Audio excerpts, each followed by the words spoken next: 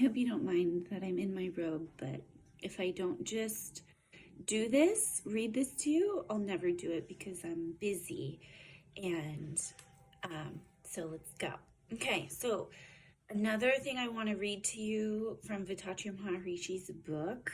I've been really wanting to read to you guys from this one. This is about the neutralization of anger.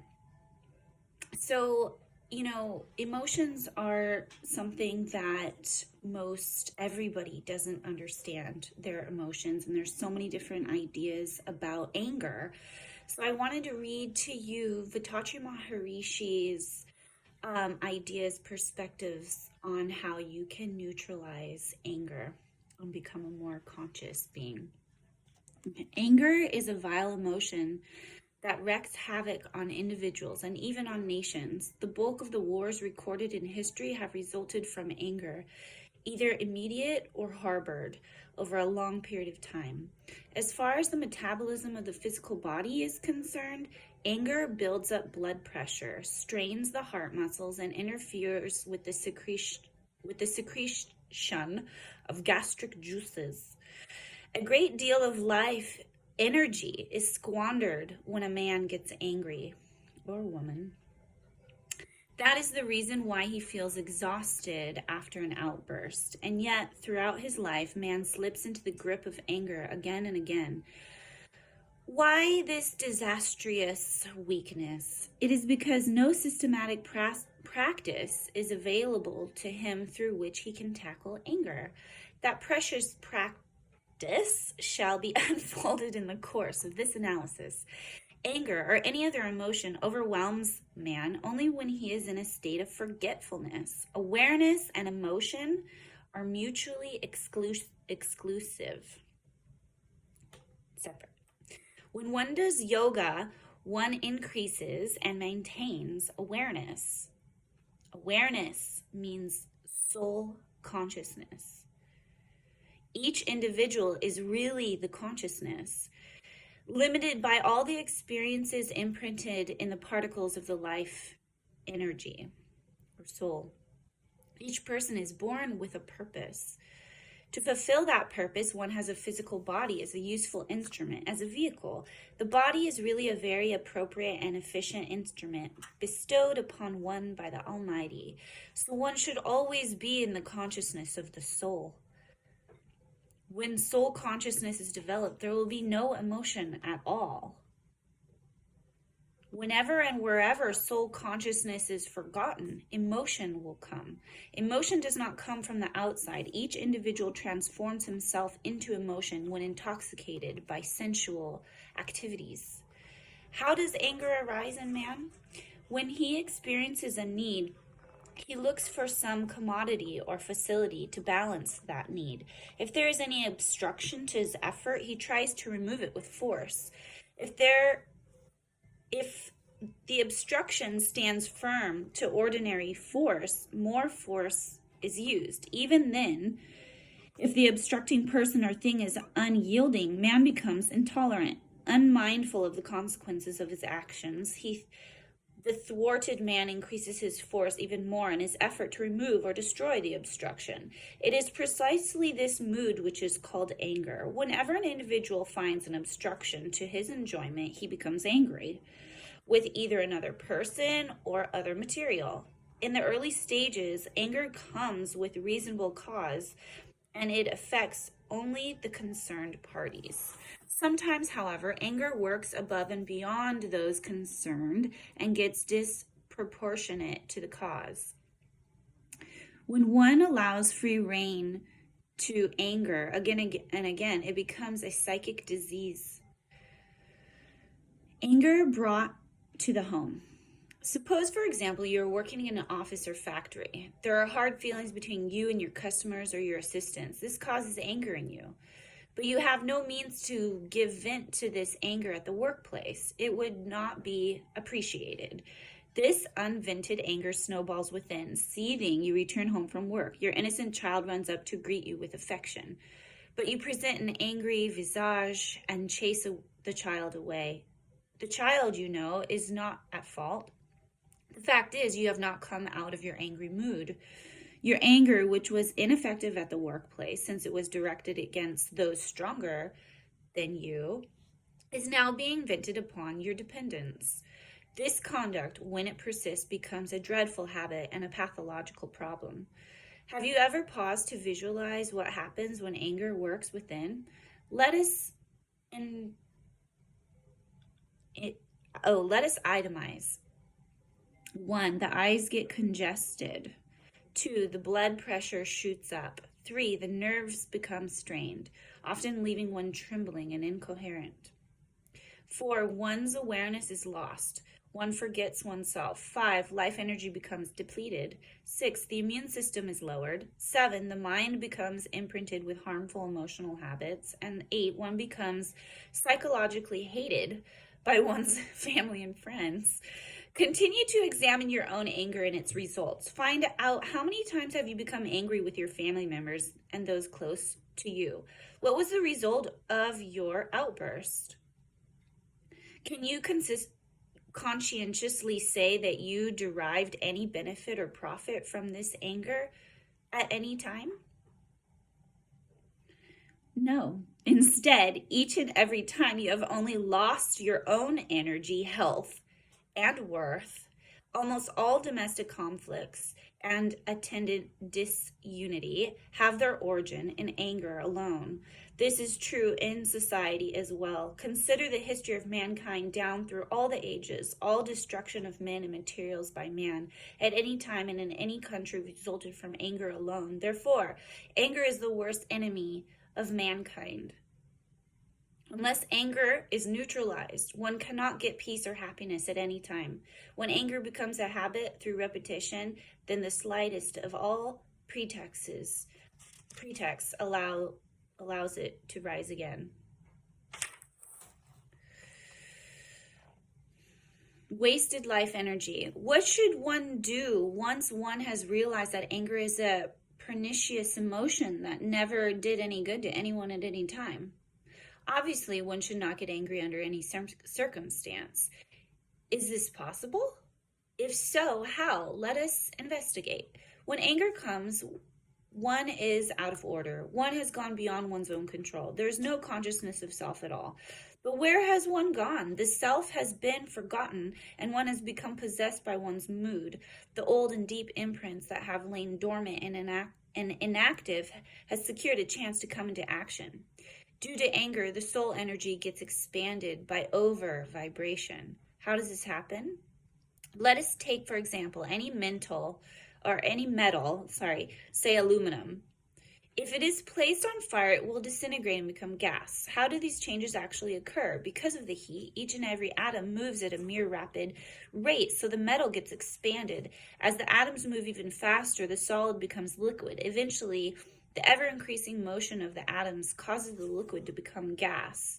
Something very similar happens when one gets angry. Life energy gets accelerated in the beginning, then each and every atom acquires more speed. Expansion occurs. Because of this expansion, one gets more force than in the peaceful state. When the life energy is further speeded up through emotion, it gets away from the body just like a vapor or gas. After so much energy is thrown away, it is no wonder one feels run down, worn out, and exhausted. Repetition of the cycle impairs the physical and mental health. One can literally become a nervous wreck.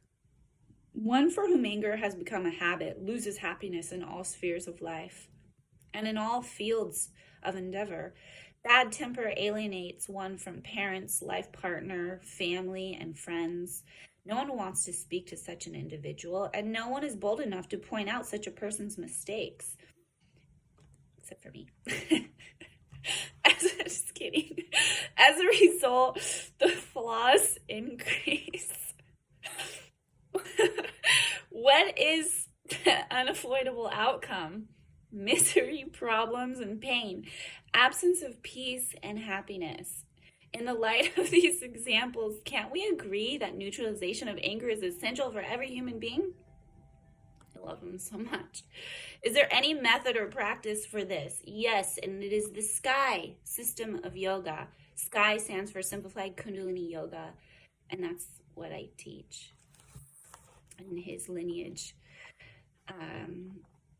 starting the exercise, take out a sheet of paper and draw some vertical columns on it. See figure at the end of chapter. In column number 1, list the people with whom you are prone to become angry most often. List them in decreasing order. The first name will almost invariably be that of your life partner. The next will probably be of your son or daughter or brother or sister. In column 2, record the answer to the question. Why do I get angry with this person? Because of this or that flaw or his or her part. In column 3, answer the questions. Is the fault wholly that person's? Or have I too contributed to it through any commission or omission on my part? Should I shoulder at least a percentage of the blame? This inquiry will be a real eye-opener for you. Then, having honestly identified the fault, go to column number 5. Ask further, in case the fault is wholly that of the other person, can I succeed in rectifying it through my anger? If the answer is yes, then there was never any reason whatsoever for a second bout of anger with reference to that person. But the very fact that the individual has appeared in column number 1 is proof that anger serves no purpose as a reformative recipe. Also, sincerely ponder the value of the relationship. Is it worth spoiling it totally for the reasons you become angry from time to time? No. Having completed the exercise, one must consolidate the conclusions and prepare a plan for the future regarding anger. A process of autosuggestion gives the best results. Bring the person with whom you most often get angry into your mental picture and say, I should not get angry with you again. Because of the effect of my anger, I am losing my energy physically, mentally, financially, and in other ways. So in my own interest, I should be at peace with you. Be blessed. For your part, you should not be angry with me. I have decided to be tolerant with you. Whenever I am with you, I will be careful not to get angry. In the mental picture itself, you must repeat the word several times as autosuggestion. Further, imagine yourself in circumstances under which your anger arises, remembering the words or actions of the situation which annoys you. Confirm your resolution and prepare yourself to meet such a situation unemotionally and tolerantly whenever it arises again.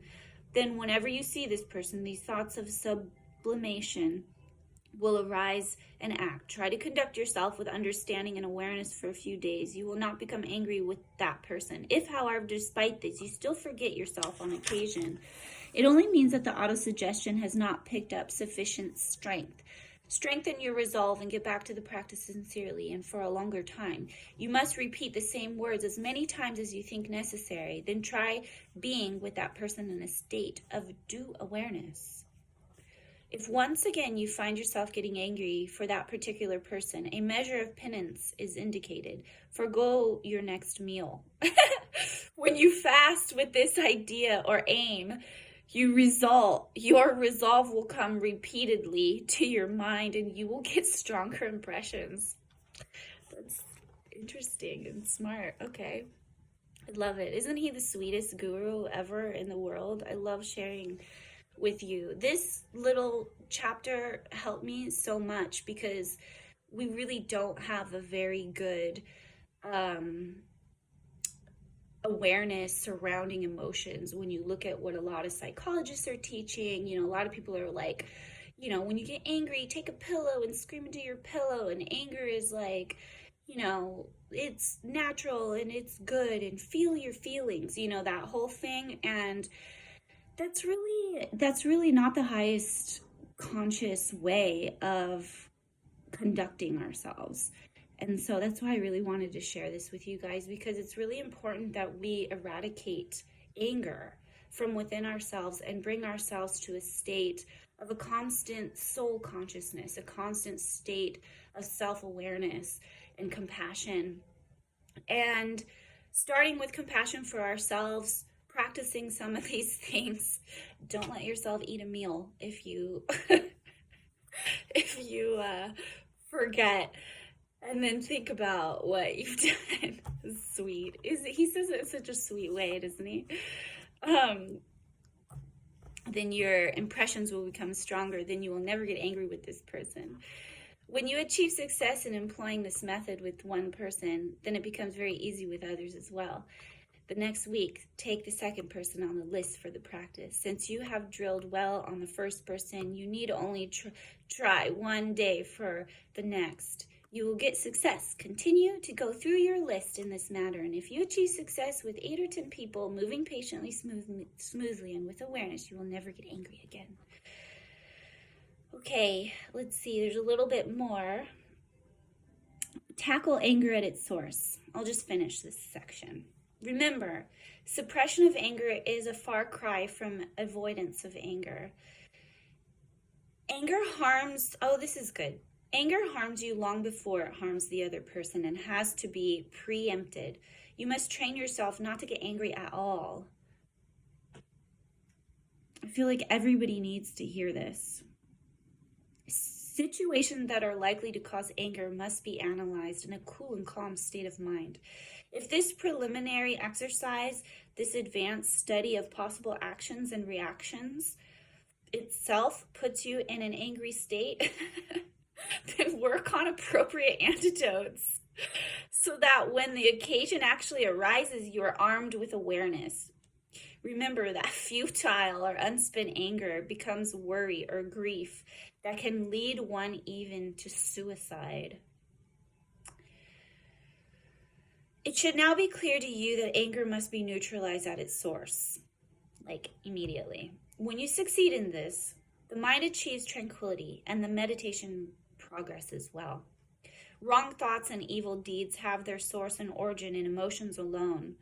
When you train yourself out of emotions one by one, spiritual progress becomes steady and calmness becomes an integral part of your culture and personality.